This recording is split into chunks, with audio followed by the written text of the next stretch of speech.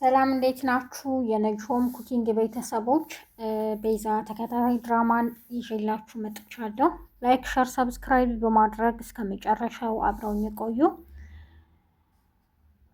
ዛሬ እንግዲህ ሉሲ ለሳሚ የላከችለት መልእክት ስለነበር ወደ ቤት መጥቷል። በጣም ደስ ብሎታል። ሉሲ በጣም አኩርፋለች። ሽብሩ ከክፍለ ሀገር መጥቷል። ለሳሮንም የተፈጠረውን ሁሉ ይነግራታል። ሳሮን በጣም አዝናበታለች። እኔ ቤተሰቦቼ ክብራቸውን አስቀድመዋል። ሉሲን እንዴት ይዛሃት ሳትመጣ እኛን አስንቀህናል አሉኝ። ሉሲን ይዤ ካልሄድኩ ልክ ቤተሰባችን ክብራቸው የተነካ ያክል ስላሰቡ በጣም ችግር ተፈጥሯል። ምንም አይነት ነገር ሊሰጡኝ አይችሉም፣ መሬትም ሊሰጡኝ አይችሉም እና ደግሞ የኛ ቤተሰብ አይደለህም ብለዋል። በጣም ያናደዳቸው ደግሞ ሉሲ እጮኛዋን ወደ ክፍለ ሀገር ይዛ መሄዷ ነው። በጣም ተናደውብኛል እያለ ይነግራታል። እኔም ብልህ ግን ያንተ ቤተሰቦች የሚያስቀድሙት ምንድን ነው? ክብራቸውን ነው እንዴ? እንዴት ነው? በጣም የምትወደው ልጅ እያላት ለምንድን ነው እሷን አስገድደህ እንድታመጣ የሚያዙት? ቤተሰቦችህ ምን አይነት ናቸው? ራስ ወዳድ ናቸው እያለች ሳሮን ተናዳ ትታው ትሄዳለች። እኔ እኮ እንደሱ አስቤ አይደለም እያለ ቢከተላት ቢለምናት ልትሰማው አልቻለችም። ሳሮን በጣም ስለተናደደች ቤት ስትሄድ ኩቻና ሳሚ ቁጭ ብለው ያወራሉ። የተፈጠረውን በሙሉ ትነግራቸዋለች። እሱም በጣም ይደነግጣል። ምን ማለት ነው? ምን አይነት ሀሳብ ነው ደግሞ ያመጣው? ኩቻ እኮ እርጉዝ ናት ብሎ ይነግራታል። ሳሮን በጣም ደስ ይላታል። ይሄ ጥሩ ሀሳብ ነው፣ ይሄንን ሂጄ እነግረዋለሁ ለሽብሩ ትላቸዋለች።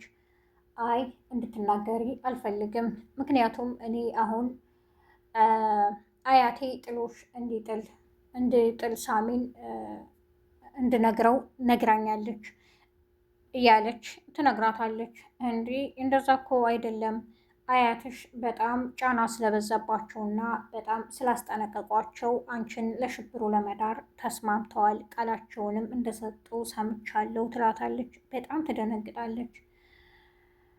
አሁን ግን የሰማሁት ጥሩ ስለሆነ ሂጄ እነግረዋለሁ በማለት ወደ ሽብሩ ሄዳለች። ወይዘሮ ዘርፌ በቃ አሁን ትልቅ ነገር አግኝቻለሁ በማለት ዶክተሩን ታስፈራራዋለች። እሱም የዋዛው አይደለም፣ መረጃዎችን ይዞ ነበር የሚንቀሳቀሰው።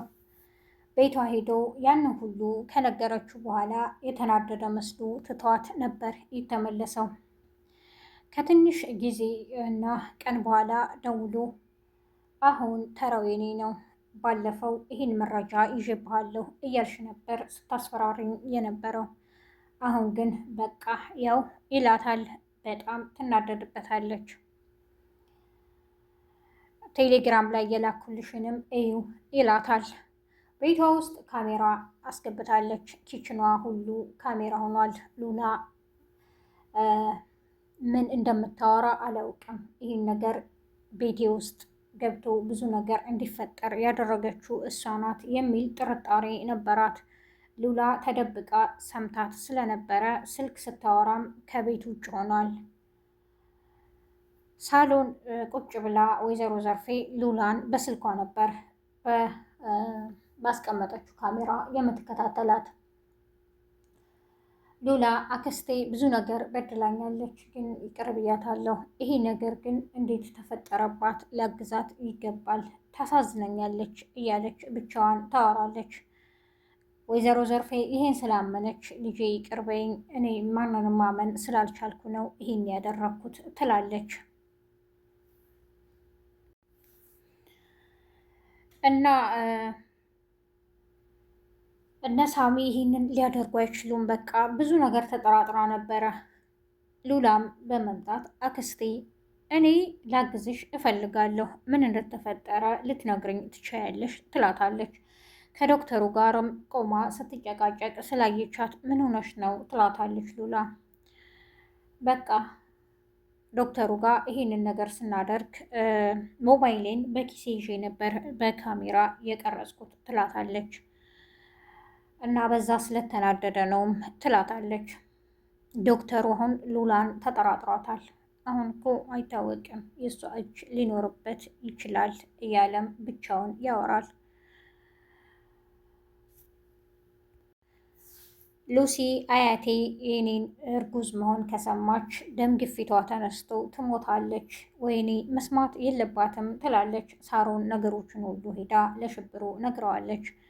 አይ ችግር የለውም ከነ ልጇ አግባት ነው የሚሉኝ ይላታል። ሳሮን አሁን ከሁለት ያጣህ ልትሆን ነው፣ ከዚህ በኋላ ምንም አይነት ወሬ እንድታወራኝም እንድንገናኝ አልፈልግም፣ በልቻው በማለት ትታው ሄዳለች። ሽብሩም ልመናውን ቀጥሏል።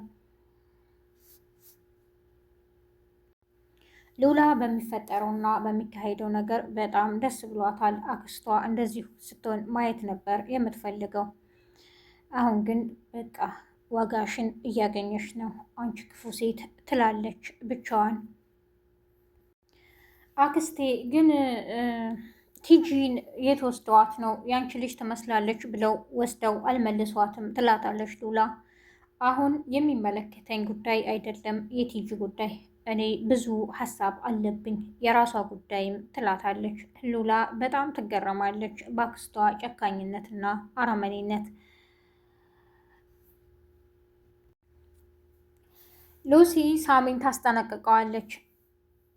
ይኸውልህ አሁን ጉዳዮችን የማታደርግ ከሆነ አያቴ ውሳኔዋን ትወስናለች። ስለዚህ እባክን ፍጠን፣ ቀልዱን ተወው እያለችም ትነግረዋለች። ሳሚ ምንም ሊሰማት አልቻለም። ይቀልዳል፣ ይስቃል። ምንም ነገር ሊፈጠር አይችልም፣ ምን ማለት ነው ይላታል። የዛሬው ክፍል ይሄን ይመስል ነበረ። በቀጣይ ክፍል እስከምንገናኝ ነጅሆም ኩኪንግን ላይክ፣ ሸር፣ ሰብስክራይብ በማድረግ አብራችሁኝ ስለቆያችሁ አመሰግናለሁ። አዲስ የምትመጡ ቤተሰቦችም ነጅሆም ኩኪንግን ላይክ ያድርጉ፣ ሰብስክራይብ፣ ሸር ያድርጉ።